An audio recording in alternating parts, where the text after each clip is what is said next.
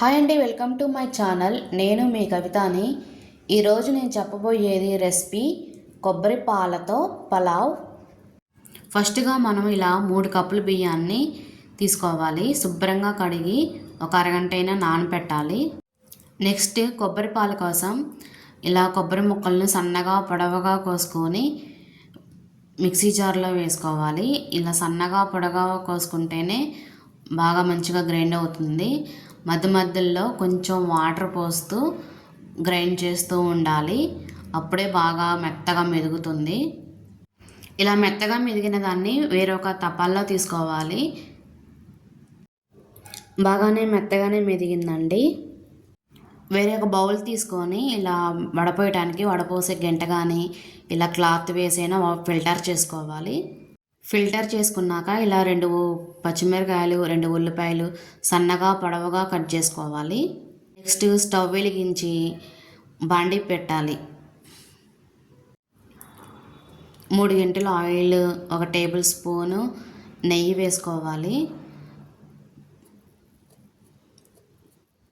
ఈ పలావ్లోకి ఇంగ్రీడియంట్స్ ఉల్లిపాయ, పచ్చిమిరకాయ, సాజీరా, యాలుక్కాయ, లవంగాయలు. ముందుగా ఈ ఆయిల్లో అన్ని పలావ్ దినుసులన్నీ వేసి బాగా వేయించాలి.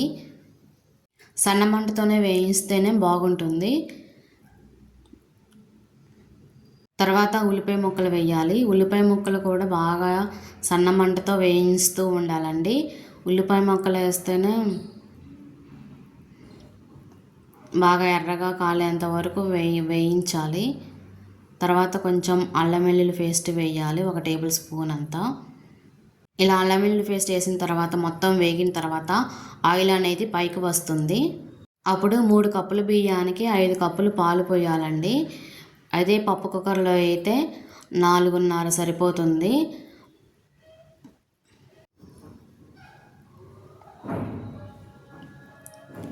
ఇలా ఈ కొబ్బరి పాలు వేసిన తర్వాత ఒకసారి మొత్తం కలబెట్టాలి.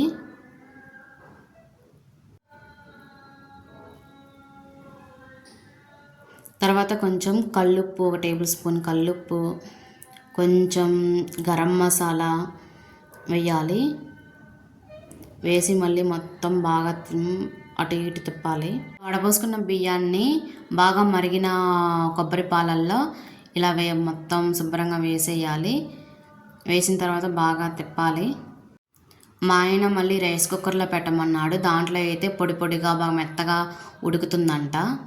అందుకని మళ్ళీ రైస్ కుక్కర్లో పెట్టాను తీసి.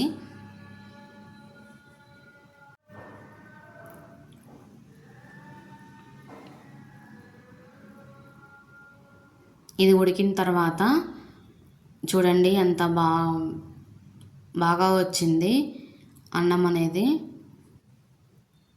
బాగా పొడి పొడిగా ఉడికిందండి, బాగుంది. మా ఆయన అయితే బాగుందని చెప్పాడు. Please do follow and subscribe.